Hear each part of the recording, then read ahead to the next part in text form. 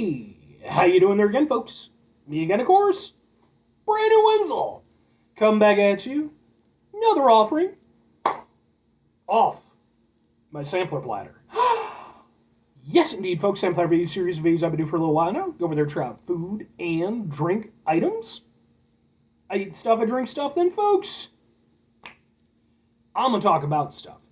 I'm going to let you know all that you need to know about hopefully delicious stuff. That time I'm doing this, folks, I'm not going to lie, I had to get to this one eventually, so here we is. But we'll get to that. Folks, it's super simple format. I'm going to go over there and try out food and or drink items for you. Whilst I'm doing so, I'm going to yammer on about it for a bit. Whilst I'm doing all that, I'm in my back room today, which means we get Pure Can Thunderbolt poster. Ooh, Pure Can Thunderbolt poster. Whilst I'm doing all that, folks, I am doing something else. What is it? I'm wearing a super cool shirt. Folks, when I wear a super cool shirt, I always like to highlight super cool shirt. What super cool shirt am I wearing for you today, though? Happens to be my Elysion shirt, which I really like the design. Got the whole sort of orange and black vibes, kind of Halloween style a little bit. I like it.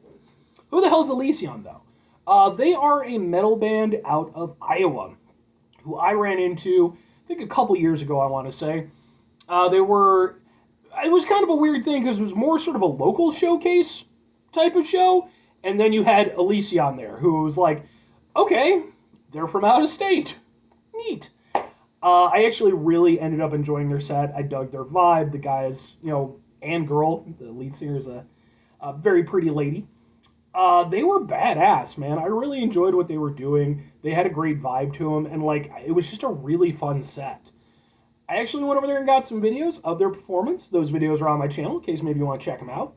If nothing else, I'd be more than happy to point you in the right direction as far as their music is concerned, because I think they're rather snazzy. But anyway, what am I trying for today, folks? What are we doing here? It had to happen. Why did it have to happen?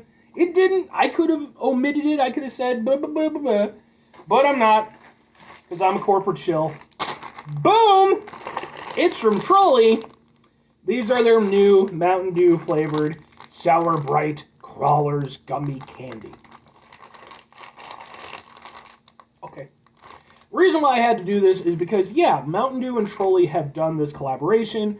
I've already reviewed and posted the Mountain Dew Trolli drink that they came out with. Now, when I reviewed that at the time, I was forlorn because I thought that I had grabbed the sugar-free version in place of the sugar-full version.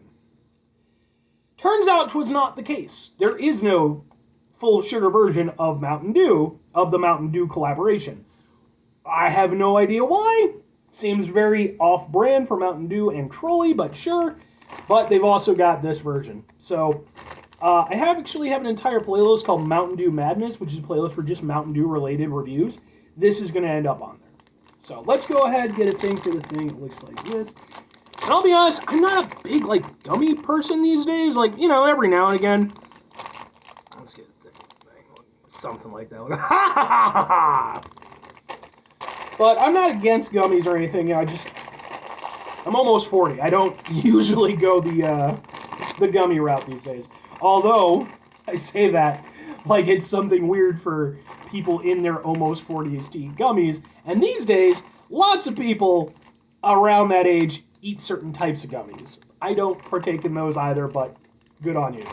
So we've got 3 flavors here. We've got original citrus cherry, so we've got the code red, and then it looks like citrus blue raspberry, so basically like the voltage. Let's try the original one.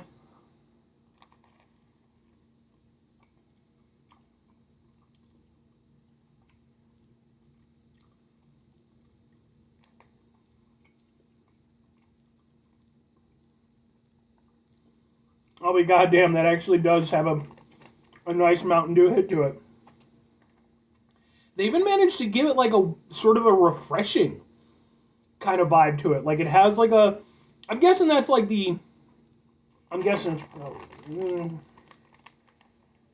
where's the thing? Yeah, citric acid. I'm guessing sort of with the citric acid to give it that sourness. And it's not particularly sour, but it gives it that citrus hit that you would normally get from Mountain Dew. So instead of getting it in that way, you're getting it through this format. And it's It actually works out nicely. It genuinely has, it's not one to one, obviously, but that's identifiably a Mountain Dew flavor. I would recognize that even if I didn't know what this was. All right, so we're starting off strong. Let's do a red one for the code red.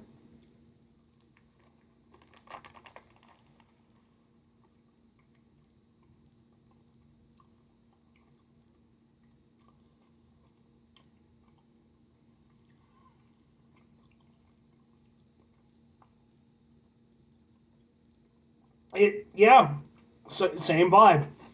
It doesn't just come off as being just like a straight cherry kind of thing.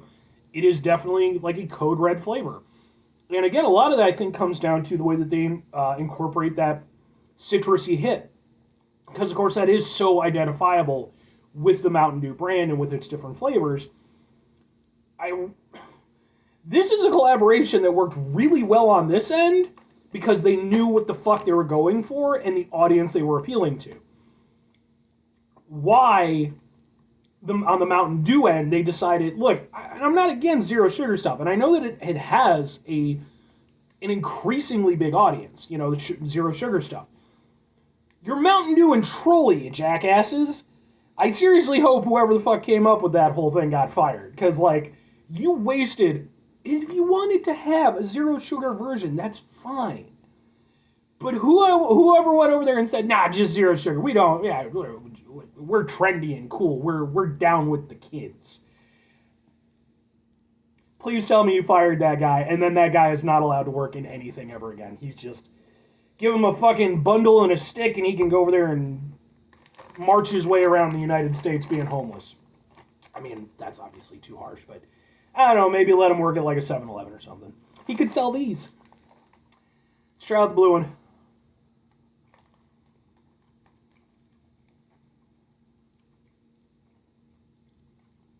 Yeah.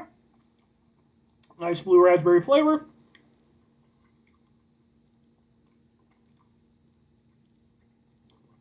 Got that same sort of citrusy bite to it. And all works out really well. Honestly, all three of these were really tasty.